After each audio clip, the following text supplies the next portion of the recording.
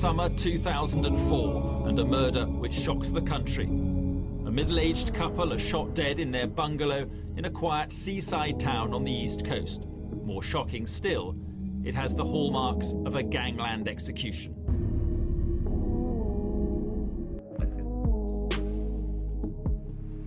This was a killing which took place in broad daylight on a beautiful summer's afternoon. Whether or not you would describe it as a professional killing, I've got to try and keep an open mind about that. I'm still awaiting results of tests that are still going on down at the scene. But from the outset, detectives knew that was exactly what they were dealing with. The clinical execution of a couple called John and Joan Sterland on a sunny summer's afternoon at Trusthorpe in Lincolnshire.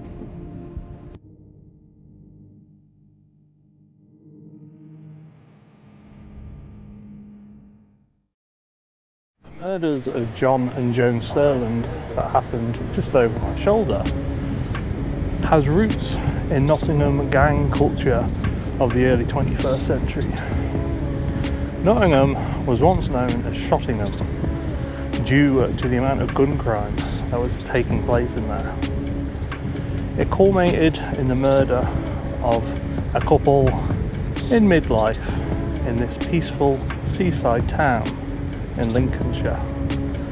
I will be exploring the murders and telling you how it came about.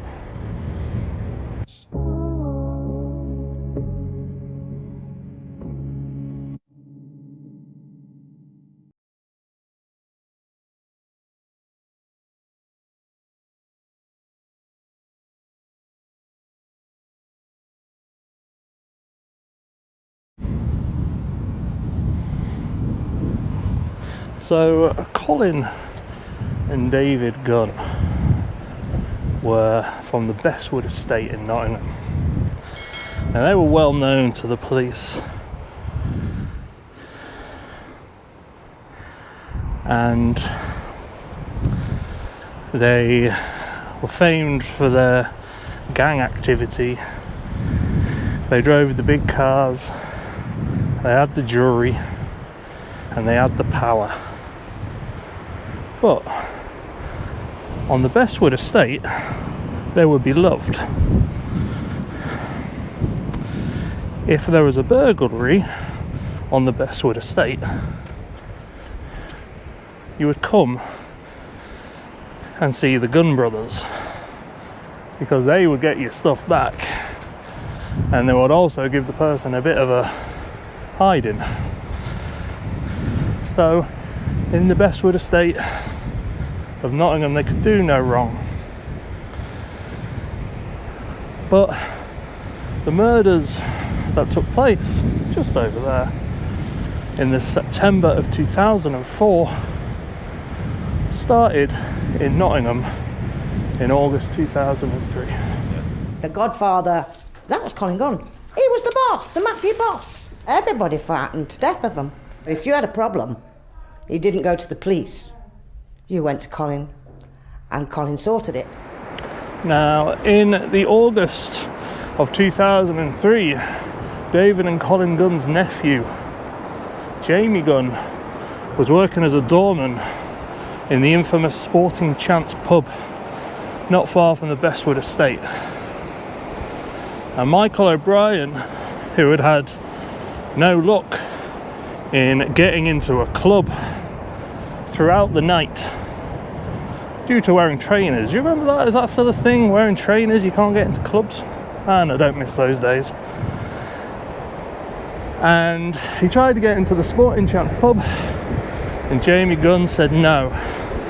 Michael O'Brien, knowing who Jamie Gunn was, didn't take this very well, and not to back down, to act like the big man, he kicked up a bit of a fuss. And Jamie Gunn, being the doorman in this pub, soon outnumbered Michael O'Brien and his friend. And an ashtray was thrown at Michael O'Brien. It cut him over the head, which you will see in the pictures I'm sure I'm showing you of Michael O'Brien. and Michael O'Brien scurried away into his friend's flat, which was very close. Now, a couple of hours later, as the Sporting Chance pub was closing for the night, Michael O'Brien came back with a shotgun and fired several shots into the car, all missing Jamie Gunn, but hitting Mervyn Bradshaw, who had no affiliation or crime. He was just friends with Jamie Gunn, and driving him home, he was hit, and as he took his dying breath, he was in Jamie Gunn's arms, which broke Jamie's heart. And of course, David and Colin Gunn weren't going to take this disrespect. The race was on to find Michael O'Brien. The Gunn brothers wanted him dead, and the police wanted him for the death of Marvyn Bradshaw. The police got to him first, and he was arrested. But during sentencing for the death of Marvyn Bradshaw, Michael O'Brien threw water over the Bradshaw family and taunted the Gunn family. And this did nothing but enrage the situation further.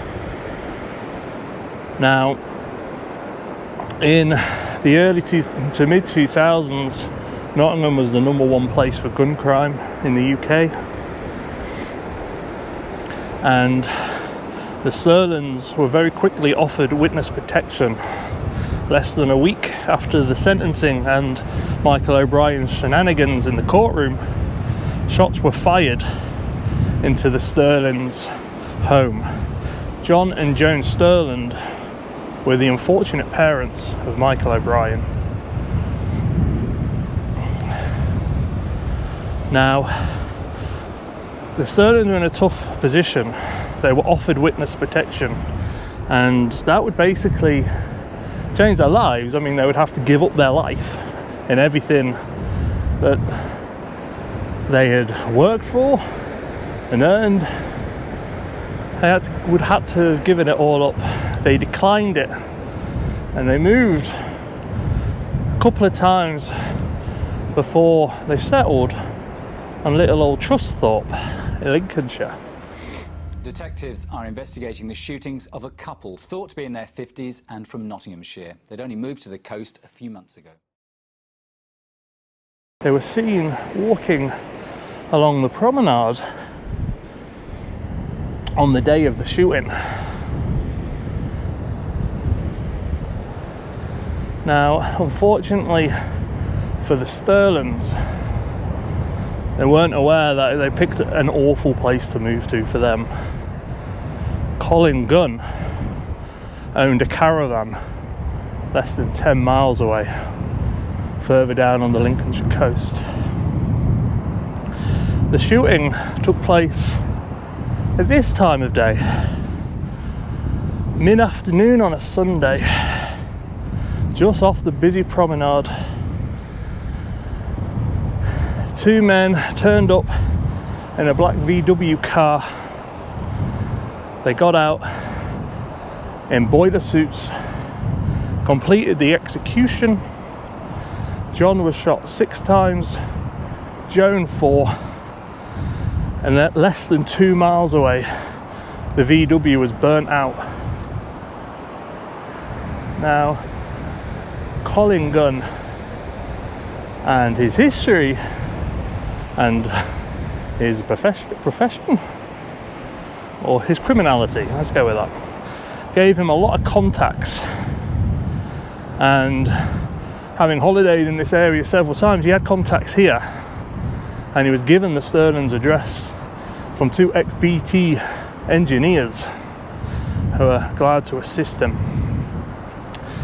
Now, the murder of these two, about an hour and 20 minutes from Nottingham, where gun crime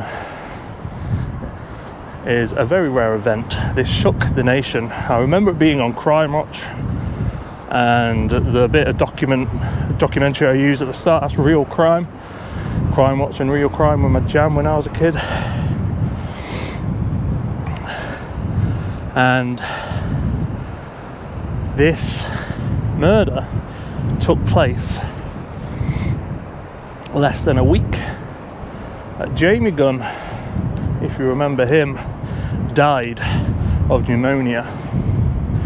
After the death of Marvin Bradshaw, where he died in Jamie Gunn's arms, he had gone off the rails and drug use had increased, and sadly he passed away.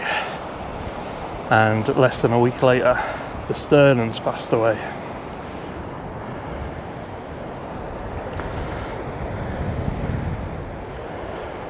Now, the murder of the Sterlands happened in August 2004.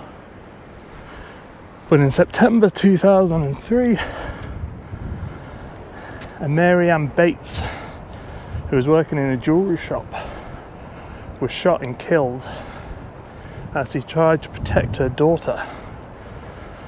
And Nottingham, which had been known as Shottingham, it was kind of the end of the line for gun crime. This outraged the city. Now, it was different, something we'd never experienced. It took violence to another level. The shootings had been drug related. This was an innocent woman going around her everyday business. Now, James Brodie did the armed robbery, and he was part of the Bestwood gang. And due to the outrage and publicity this got,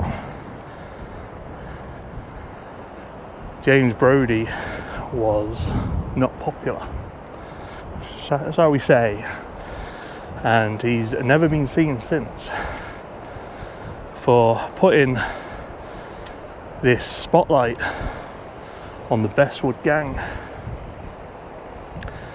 Basically, the Gunns became the most wanted men in Nottingham, in Britain maybe. Now, they couldn't get anything on the Gunns. They were, I don't know, I'm talking like I've seen The Sopranos, but they were the heads, so it's hard to get anything on them. But they were eventually convicted for the murders of the Sterlands, conspiracy to murder, and Colin Gunn was sentenced to 35 years. Now, a crooked police officer, Constable Fletcher, I believe, was implemented in helping the Gunns, and this is how they maintained their ability to stay ahead of the police. And he was arrested, and a further 9 years were added to Colin Gunn's sentence. And this created a mini riot on the Bestwood estate. But remember, they would be loved on their estate for keeping crime off the streets. Well, yeah, that is the end of the tale. This quiet little peaceful seaside town in Lincolnshire, and 2 murders. Please like and subscribe. I thank you very much for your time and for watching. All the best.